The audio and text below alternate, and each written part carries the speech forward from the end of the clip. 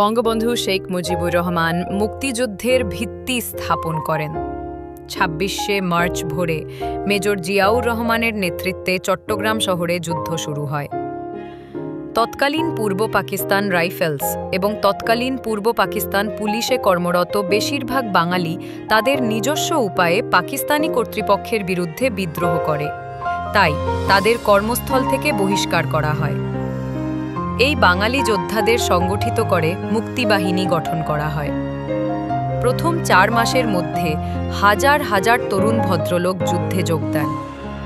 ভারতীয় বাহিনী কর্তৃক সংগঠিত ক্যাম্পগুলিতে তরুণ ছেলেদেরও প্রশিক্ষণ দেওয়া হয়। নিয়মিত এবং গেরিলা যোদ্ধার সংখ্যা দ্রুত বৃদ্ধি পায়।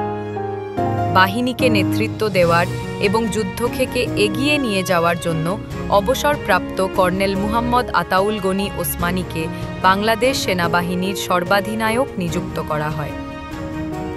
ইস্টার্ন কমান্ডের commander lieutenant general Jagjit Singh অরোরাকে যৌথ বাহিনীর কমান্ডার হিসেবে নিযুক্ত করা হয়। তারিখটি ছিল ২১শে নভেম্বর ১৯৭১, তাই সেই দিন থেকেই বাংলাদেশের সশস্ত্র বাহিনী দিবস শুরু।